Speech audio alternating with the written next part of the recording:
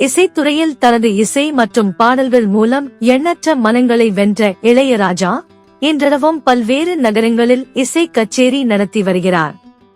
கடந்த செப்டம்பர் மாதம் கும்பகோணத்தில் இசை கச்சேரியை நடத்திய இளையராஜா அதில் கலந்து கொண்டு ஆதரவளித்த ரசிகர்களுக்கு நன்றி தெரிவித்து தனது எக்ஸ் தளத்தில் பதிவிட்டார். அப்போது தலைநகரில் மட்டும் அல்லாமல் தமிழ்நாட்டில் உள்ள அனைத்து ஊர்களிலும் அவரின் இசை பயணம் தொடரும் என குறிப்பிட்டிருந்தார். அந்த வகையில் அடுத்ததாக திருநெல்வேலி ரெட்டியார்பட்டி பகுதியில் கடந்த ஜனவரி 17ஆம் தேதி இசை கச்சேரியை நடத்தினார். இந்த இசை கச்சேரியில் பல்லாயிரக்கணக்கான ரசிகர்கள் கலந்து கொண்டனர். இதனால் அப்பகுதியில் கடும் போக்குவரத்து பாதிப்பு ஏற்பட்டது. மாலை 6 மணிக்கு தொடங்கி இரவு 10 மணி வரை இந்த இசை கச்சேரி வெற்றிகரமாக நடைபெற்றது.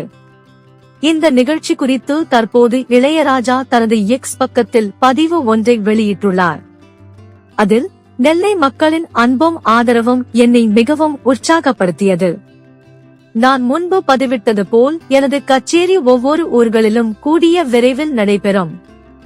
அடுத்து எந்த ஊர் என்ற கேள்விக்குறியோடு அந்த பதிவை வெளியிட்டுள்ளார் இசைஞானி இளையராஜா. இந்த பதிவை பார்த்த அவரது ரசிகர்கள் அவரவர்களின் ஊர்களின் பெயர்களை கமெண்ட் பாக்ஸில் தெரிவித்து வருகின்றனர்.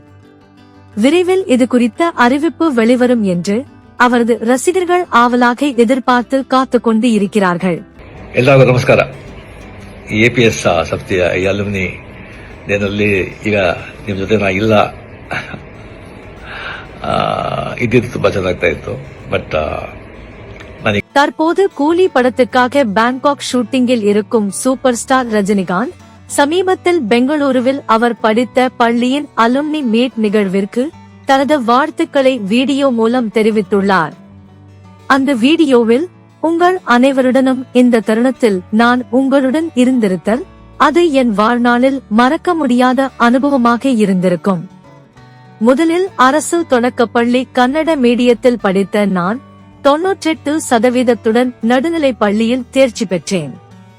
நான் நன்றாக படிக்கக்கூடிய மாணவனாக இருந்ததால் எனது அண்ணன் APS பள்ளியில் இங்கிலீஷ் மீடியத்தில் என்னை சேர்த்தார்.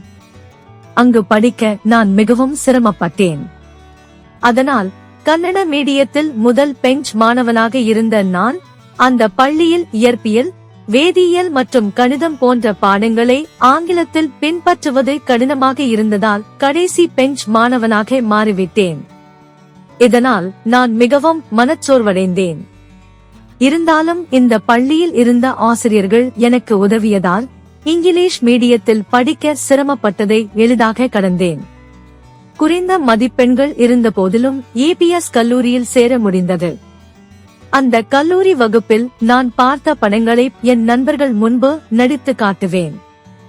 இது என் ஆசிரியர்களுக்கு தெரியவர என்னை நாடகத்தில் நடிக்க வைத்தனர். இப்படி இருந்த என் கல்லூரி நாட்களை சில காரணங்களால் என்னால் தொடர முடியவில்லை. அதனால் முதலாம் ஆண்டுக்கு பிறகு எனது படிப்பை நிறுத்திவிட்டேன் என்று அந்த வீடியோவில் தெரிவித்துள்ளார் ரஜினிகாந்த். ನೆಕ್ಸ್ಟ್ ಟೈಮ್ ಬಂದಾಗ ಡಿಫ್ರೆಂಟ್ ಆಗಿ ನಾವು ಭೇಟಿ ಮಾಡೋದಕ್ಕೆ ನಾನು ಟ್ರೈ ಮಾಡ್ತೀನಿ. ಸಂತೋಷ, ಬಹಳ ಸಂತೋಷ. ಜೈ ಹಿಂದ್, ನಮಸ್ಕಾರ.